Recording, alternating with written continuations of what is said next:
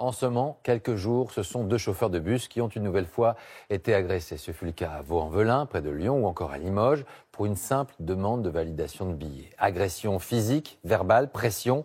À quoi ressemble la vie d'un chauffeur de bus? C'est notre nouveau rendez-vous du week-end. Parole de français, face caméra. Jean-Christophe, 42 ans, il aime son métier, son histoire, et il témoigne. Rubrique signée David Dameda.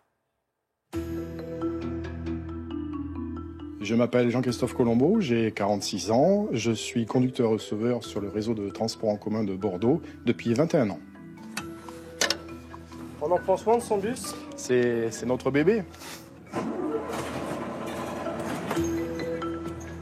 Ce qui me plaît dans ce métier, c'est rencontrer plein de gens différents. Ça fait plus de 7 ans que je suis sur la même ligne, donc tous les jours je vois quelques habitués et qui me font même des cadeaux pour Noël, donc c'est super.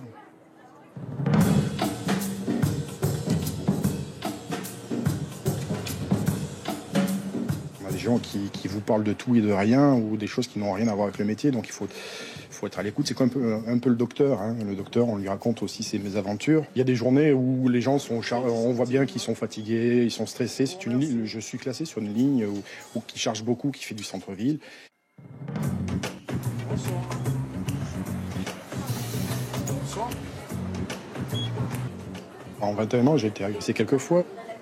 Alors dernièrement, j'ai eu une altercation parce qu'on doit demander aux gens en montant de valider le titre de transport. Et ce couple-là, ça leur a pas vraiment plu. Donc ils ont estimé que moi j'étais là pour conduire le bus et me taire. Donc ils ont pas apprécié. Donc là, c'est encore une fois, c'est la dame qui m'a craché dessus. Et donc voilà. Et puis ils sont redescendus. Comment on se sent à ce moment-là? Le crachat, je pense que c'est la pire des choses qui puissent nous arriver. C'est pire qu'un coup de poing parce qu'on se sent sale et on n'a qu'une envie, c'est de se doucher, de se laver et de jeter les affaires à la poubelle parce qu'on se sent salié de l'intérieur. Et après, il y a des insultes, mais heureusement qu'on essaie de se détacher de tout ça parce que les insultes, c'est presque du quotidien. Il y a quelques temps, il y a quelqu'un qui voulait détourner le bus parce qu'il voulait aller à un autre endroit. Donc il a sorti un couteau, il a menacé le conducteur avec le couteau pour que le bus aille là où il voulait lui. Il nous a pris pour un taxi.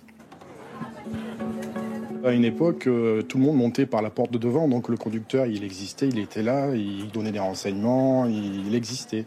Après, on est passé à la montée à toute porte. Donc le contact avec le client, il s'est un peu perdu. Des fois, on a l'impression, on se le dit entre nous, qu'on a été fabriqué avec le bus.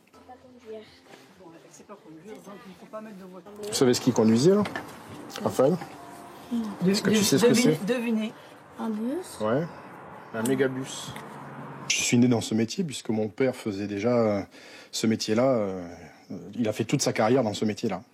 Il avait une cravate bizarre, papy, par contre. J'aime bien ce métier, mais non, j'aimerais pas que mes enfants le fassent parce que justement, c'est un métier pénible. Hein. Je les vois pas souvent, les pauvres.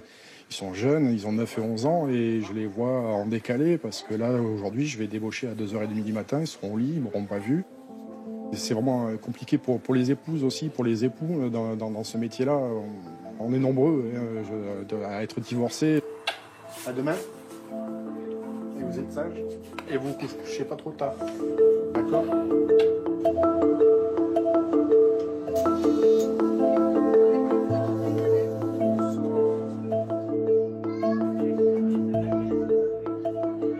C'est un sacerdoce, oui. Je pense que c'est un métier passion. Si on l'aime pas, on le quitte. On peut pas faire carrière dans ce métier-là. On peut pas durer si on n'aime pas ça.